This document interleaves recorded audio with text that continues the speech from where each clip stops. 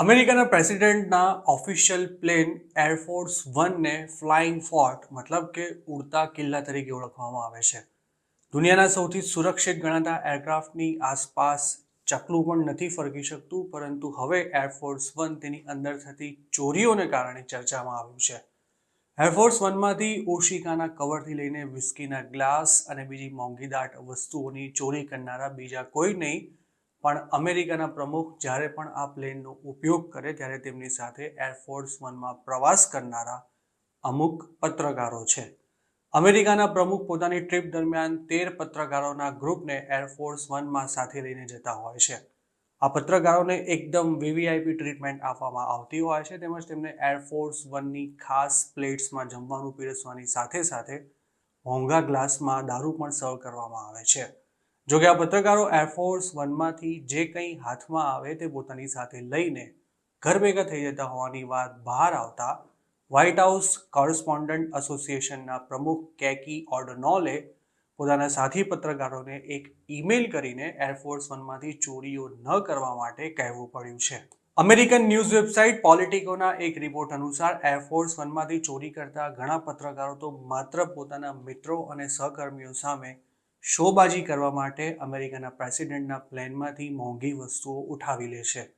Air force વનમાંથી ચોરીઓ કરવાનો આ સિલસિલો આજકાલનો નહીં પણ વર્ષોથી ચાલ્યો આવે છે અને અમેરિકાના પ્રતિષ્ઠિત પત્રકારો પણ તેમાંથી બાકાત નથી રહી શક્યા. હજુ 5 ફેબ્રુઆરીએ જ એરફોર્સ વનના સ્ટાફે વ્હાઇટ હાઉસ ટ્રાવેલ ઓફિસને એરક્રાફ્ટમાંથી કેટલીક મોંઘી વસ્તુઓ ગુમ થઈ હોવાની માહિતી આપી હતી.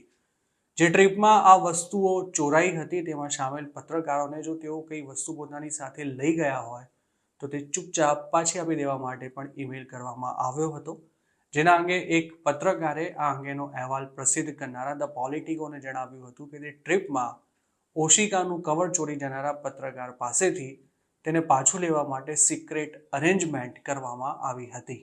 આ સમગ્ર બાબતથી અવગત વ્હાઇટ હાઉસના એક અધિકારીના જણાવ્યા અનુસાર પ્રેસિડેન્ટના ઓફિશિયલ એરક્રાફ્ટમાંથી કિંમતી વસ્તુઓ ચોરી જનારા લોકોને તેઓ બદનામ કરવા નથી ઈચ્છતા, પરંતુ આ પ્લેનમાં મુસાફરી કરતા પત્રકારોને ખબર હોવી જોઈએ કે તેમની કરતૂત વ્હાઇટ હાઉસ જાણે છે અને આ ચોરીઓ બંધ થવી જોઈએ.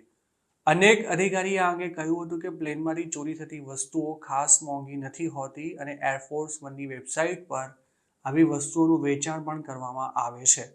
જોકે વ્હાઇટ હાઉસના એક ભૂતપૂર્વ અધિકારીનું એવું કહેવું છે કે એરફોર્સ વનની સાઇટ પર જે વસ્તુઓનું વેચાણ થાય છે તેની સરખામણીએ એરક્રાફ્ટમાં ઓફર કરવામાં આવતી વસ્તુઓ ખૂબ જ અલગ અને મોંઘી હોય છે.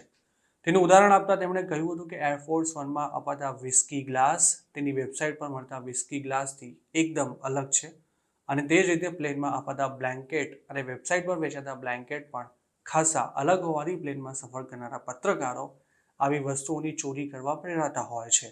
તેની પાછળનું કારણ આપતા આ અધિકારીએ એવું પણ કહ્યું હતું કે એરફોર્સ વનની કોઈ વસ્તુ તમારી પાસે હોય તો તે ખરેખર સ્ટેટસનું પ્રતીક છે અને એટલા જ માટે પત્રકારો તેની ચોરી કરતા પોતાની જાતને નથી અટકાવી શકતા.